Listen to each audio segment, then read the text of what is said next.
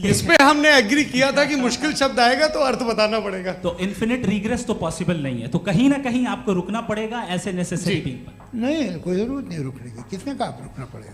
आप रुकते हैं खुदा पे, आप नहीं रुकते। आप कहते हैं वो हमेशा से, जब उस वक्त से जब वक्त नहीं था। आप कहाँ रुकते हैं कि अब हुआ था वो? आप नहीं कहते। हम क्यों नहीं मान सकते कि यूनिवर्स जो है और बल्कि मल्टीवर्सेस जो है वो हमेशा से हैं, वो बनती है, बिगड़ती है।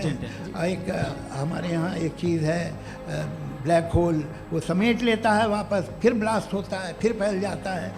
और इसमें हमारी तो खैर कोई औकात ही नहीं है इंसान की। एक छोटे से जर्रे पे हम 50-60 साल की उम्र रखते हैं, जो करोड़ों अरबों साल की कायनात है उसमें, और पैदा भी नहायत ही बेहुदा वजह से हुए थे।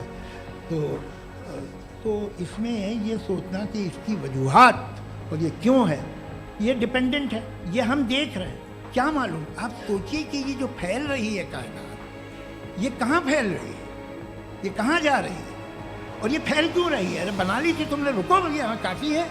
ये फैल क्यों रही है?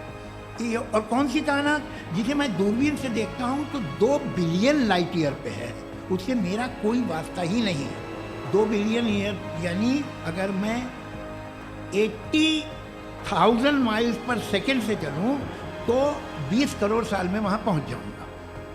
इसकी ज़रूरत क्या थी? ये दुनिया, ये कायनात तो इंसान अशरफुल मखलूक़ात के लिए बनाई गई ना। तो ये सब ये टर्म समझ में नहीं, इसमें कोई खास समझने वाली बात थी नहीं। ये जो अल्टीमेट कहा यह जाता है कि ये जो पूरी यूनिवर्स है, ये जो दुनिया है, ये इंसान के लिए है। ये सब इंसान के लिए। क्यों साहब? सही है ना? बिल्कुल, लेकिन इसका ये मतलब नहीं कि किसी चीज के पीछे रीजन आपको नहीं पता तो रीजन नहीं है, इसे कहते हैं नहीं, मुझे नहीं पता, लेकिन मेरी जिम्मेदारी नहीं है। वो बिल्कुल सही कहा था उसने, बर्टन रसल ने। आपने उसे मजाक में टाल दिया कि भाई आप एक दावा कर रहे हैं, मैं क्यों कहूँ कि ये गलत है दावा? आप प्रूफ कीजिए, मेरे पे जिम्मेदारी ही नहीं है, मैंने थोड़ी कहा है। आप प्रूफ कीजिए कि ये सही है। आप आर्ग्यूमेंट ऑफ कंटिंजेंसी का जवाब ही नहीं दे सवाल रहे हैं। पूछना चाहेंगे? है? आप सवाल पूछना चाहेंगे मुफ्ती साहब से? क्योंकि ये क्रॉस एग्जामिनेशन का दौर है। आप जैसे पहले बोल रहे थे फेथ को लेकर कुछ। मैं ये पूछना चाहूँगा कि खुदा ने जो भी रेवलेशन किए हैं, एक मज़हब के नहीं, बहुत से मज़हबों में किए हैं, अलग अलग रेवलेशन है। कहीं कुछ एक बातें हैं, कॉन्ट्रडिक्शन भी है आपस में, कहीं कुछ आप कर सकते हैं, कहीं कुछ नहीं कर सकते। ऐसा नहीं है कि सबकी कोड ऑफ मॉरल एक है। तो ये किस्सा क्या है? अब आप ये देखिए कि मुझे कभी कभी लगता है कि जो फुटबॉल फाइनल होता है, लाखों लोग होते हैं, फिर वो टीवी कवर कर दी, करोड़ों लोग, अगर उसमें खुदा की एक गूंगी आवाज़ आ जाती है, मैं गॉड हूँ, तो सारे लोग अभी सुन लेते और टीवी पे भी सुन लेते, किस्सा खत्म होता। ये इतनी राजदारी क्या है कि तुम सामने कुछ तो सबूत दे दो हमें सॉलिड। ये कह साहब ये यूनिवर्स कैसे बने, इससे मसला क्या हल होगा? मैं पूछूंगा आपसे खुदा कैसे बना? क्यों नहीं पूछूंगा कैसे बना? बल्कि वो तो कायनात से कहीं ज़्यादा इंटेलिजेंट है, कायनात से कहीं ज़्यादा कॉम्पिटेंट। जी वो हमेशा से भाई आप कहेंगे मैं मान लूँगा। अच्छा दोयम वो कादिर मुतलक, यानी कादिर मुतलक का मतलब ओमनीपोटेंट, जो चाहे कर सकता है। आपको नौकरी दिलवा सकता है, आपकी अच्छी जगह शादी करवा सकता है, आपके पड़ोसी का मुकदमा हरवा सकता है, आपको जिता सकता है, सब काम करता है। थोड़ा सा माइक क्लोज जी। वो इस दुनिया को चला कैसे रहा है? ये दुनिया कैसे चल रही है? आपको इस पर हैरत नहीं होती? या क़यामत के बाद कभी एक जस्टिस होगा, जब ये बच्चा मर चुका होगा, जिसकी धज्जियाँ उड़ गई बम से, इसको इंसाफ मिलेगा तब? अच्छा अब जवाब दूं? हाँ दीजिए। मैं वही इसीलिए आप की तरफ आता। सबसे पहले आपने रेवलेशन और स्क्रिप्चर्स की बात की, इस पे मैं बात कर सकता हूँ लेकिन आज नहीं करूंगा चूंकि वक्त कम है, कभी और इस पे डिस्कस करेंगे। मैं तैयार हूँ उस पे भी बात करने के लिए। ये अभी से राउंड 2 की भूमिका तय हो रही है। Does God exist round 2? चूंकि आज गॉड के एग्जिस्टेंस पे बात है तो मैं उसी के रिलेटेड जो है आपके सवालात को एंटरटेन भी करूंगा और मैं भी पूछूंगा। आपने कहा कि आपने साबित ही नहीं किया, जबकि आर्ग्यूमेंट ऑफ कॉन्टिंजेंसी बुनियादी आर्ग्यूमेंट है। आप मुझे कॉन्टिंजेंसी का मतलब बताइए, आपका मतलब क्या? कॉन्टिंजेंसी कॉन्टिंजेंसी का मतलब यह हुआ कि हर वो वजूद जो किसी भी चीज का पाबंद है, हर वो वजूद या हर वो चीज़ जो अपने एग्जिस्टेंस में किसी भी चीज़ के पाबंद है और उससे बाउंड है, उसको उसकी ज़रूरत है, उस पर डिपेंड करती है, तो जाहिर सी बात है कि उसका कोई ना कोई कॉज होता है। ये तो अक्ल की बात है, ये आप रीजनिंग की बात करते हैं, मैं वही कर रहा हूँ। दूसरी चीज़ आपने ये बात कही कि इतने बिलियन लाइट ईयर्स दूर है, उसका मेरा क्या लेना देना। फिर मेरे ख्याल से आपको ये नहीं कहना चाहिए I think therefore I am an atheist. आपको सोचना चाहिए, सिर्फ आप एक लिमिटेड दायरे में रहकर नहीं सोचें बल्कि बाहर निकलकर सोचें। आपने तीसरा सवाल किया, आपने 2-3 सवाल एक साथ किए। ऐसी बातें ना कीजिए, कुछ लोगों को इतराज हो जाएगा आप पे कि आप कुछ भी सोचिए। ये इजाज़त आपको है नहीं, मुझे है।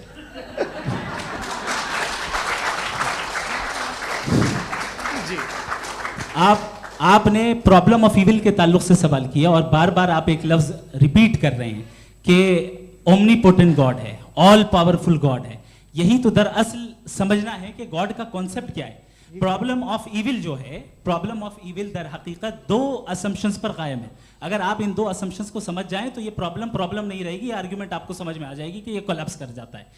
पॉइंट नंबर 1, यानी जो आपका सबसे पहला फॉल्स असम्पशन है कि गॉड मर्सीफुल है, ओमनीपोटेंट है, दुनिया में जुल्म हो रहा है। लेकिन आपको ये समझना चाहिए कि हमारे वर्ल्ड व्यू के मुताबिक गॉड सिर्फ ओमनीपोटेंट और सिर्फ मर्सीफुल नहीं है, बल्कि वो ऑल वाइज भी है और वो ऑल नोइंग भी है। उसके हर काम के पीछे हिकमत और विजडम है। ये कोई जरूरी नहीं है कि वो हिकमत और विजडम आपको समझ में आए या मुझे समझ में आए। अगर आप जो समझ रहे हैं उसके मुताबिक आप फैसला कर रहे हैं, ये लिमिटेड पर्सपेक्टिव से आर्ग्यूमेंट है। और इस चीज को हम अपनी दुनिया में, अपने लाइफ में, डेली लाइफ में इस प्रिंसिपल को एक्सेप्ट करते हैं। हम जब किसी डॉक्टर के पास जाते हैं, डॉक्टर के पास जाकर वो अगर उसने हमें कोई दवाई दी है तो हम ये तो नहीं कहते कि जब तक आपके पास जितना नॉलेज और जितना विजडम नहीं है, आपने क्यों ये दवाई दी है, तब तक हम इस चीज को एक्सेप्ट नहीं करेंगे।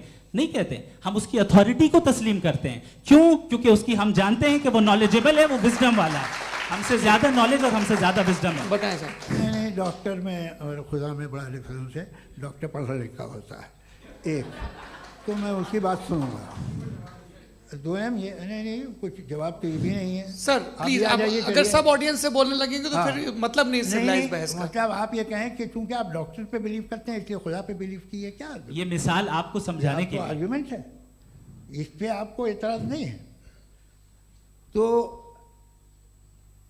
सिंपल बात ये है कि मैं अगर ये यकीन कर लूँ कि एक ओमनीपोटेंट, उसकी मसलहत है, ये जो बच्चे मर रहे हैं ये मसलहत है उसकी, मुझे नहीं चाहिए थी मसलहत। उसकी मसलहत नहीं, यही तो समझना है, मतलब एक्सपीरियंस।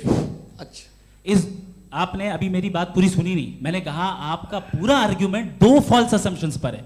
एक फॉल्स असम्पशन मैंने बता दिया, दूसरा फॉल्स असम्पशन ये है कि इस दुनिया में इविल के होने का कोई गुड रीजन नहीं है, जबकि हमारे पास बाज रीजंस मौजूद हैं, हमारे पास बाज वजूहात मौजूद हैं। अगर इस दुनिया में इविल ना हो तो आप गुड को डिफाइन कैसे करेंगे? अगर जुल्म ना हो आप इंसाफ को समझेंगे कैसे? अगर तारीकी ना हो तो आप लाइट को समझेंगे कैसे? बहुत अच्छे। अभी और सुन लें, अभी और बाकी है। ये तो बात बहुत पसंद आई साहब मुझे कि जब तक रेप ना हो तब तक औरतों की इज्जत का ख्याल आपने मेरा जवाब पूरा सुना ही नहीं। जब तक के बच्चों का कत्ल ना किया जाए तब तक आपको बच्चों की मासूमियत की इज्जत। आपने पूरा जवाब सुना ही नहीं। क्या बात है, क्या आपने नुक्ता निकाला? आपने पूरा जवाब सुना ही नहीं। आप सुन लें, मेरी बात सुन लें। ये मैंने आपको एक चीज बताई। दूसरी चीज, इस दुनिया में हम आए हैं टेस्ट के लिए, हमारा टेस्ट हो रहा है और हर इंसान का अलग अलग अंदाज में टेस्ट होता है। और इस दुनिया में अगर इविल मौजूद है तो वो इविल जरिया है हमारे अंदर ह्यूमन नोबल क्वालिटीज को डेवलप करने का और अलग अलग फील्ड में प्रोग्रेस करने का। और अगर हमारे अंदर और इस दुनिया में इविल नहीं होता तो बताइए टेस्ट का मतलब क्या होता? अगर मैं अपने स्टूडेंट प्रोग्रेस करने का, और अगर हमारे अंदर और इस दुनिया में इविल नहीं होता तो बताइए टेस्ट का मतलब क्या होता? अगर मैं अपने स्टूडेंट को एमसीक्यूज दूं और उसमें सिर्फ राइट आंसर लिख कर दे दूं और कहूं तुम्हारा टेस्ट हो गया, ये मीनिंगलेस है। इस दुनिया में अगर हम टेस्ट के लिए आए हैं तो जाहिर है गुड एंड इविल दोनों मौजूद है। तो अगर